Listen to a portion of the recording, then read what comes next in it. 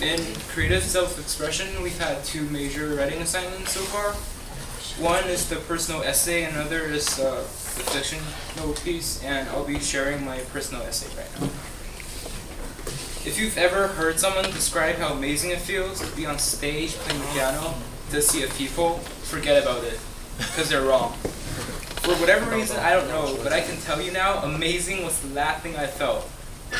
I heard a very irritating loud thumping noise, and it took me a moment to realize that it was my own heartbeat. It was so loud that I was convinced that it would drown out the sound of the piano.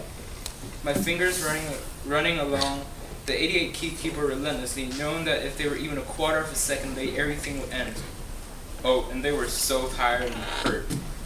The only sense of security I could get is by not looking over the piano. As soon as I even peeked over it, I would see thousands of expectant faces staring down at me like one huge spotlight. Just these last couple of bars, I thought it would be over. What was in actual fact less than 30 seconds felt like eternity to me. I noticed too many mistakes. I was in complete mental turmoil. Just come on. And it was over. Relief washed over me like a wave of ice-cold, refreshing water as I stood up shakily, took a bow, and stumbled off the stage.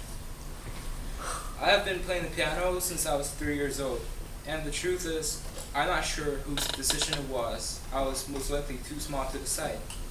But now, not a day would pass without me playing for at the very least an hour.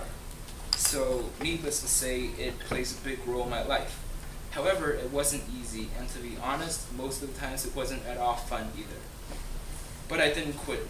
I never did. I wanted to, sometime, for sure. But I never did it because of all the hard work and time I already put in. I participated in many tests and competitions of all levels. The most memorable one by far was the Beijing City competition. It was a huge competition, and almost every capable piano player in the city would participate, and Beijing is a big city. It just so happened to be during the holidays, which is quite unfortunate for me because I lived at my teacher's house and practiced for up to 7 hours a day. And because of all my practice, I had the practice and skill to produce good results in the competition. However, anyone who listened to me play would tell me that I had to play with more confidence.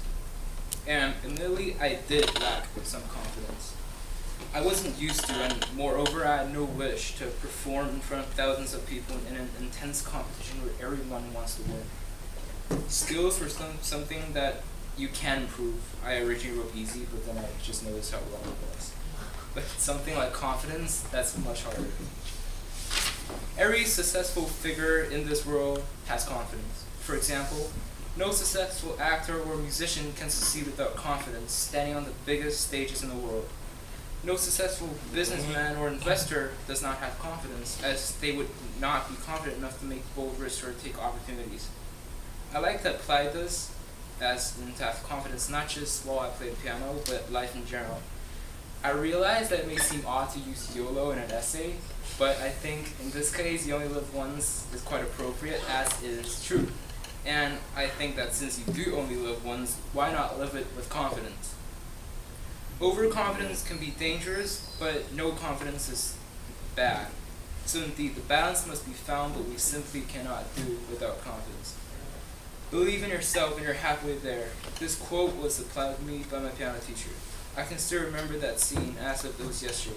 He stood towering above me, then stared into my eyes, not harshly, but carefully. You have to play with confidence, he had said. He then proceeded to lecture me on the importance of confidence, a lecture that I would never forget for the rest of my life. Eventually, I was able to win second place overall in this competition. This was huge, as not only did the award mean a lot, but it completely boosted up my confidence. I learned to believe in myself from then on. I realized that firm belief and confidence seemed to make everything matter more.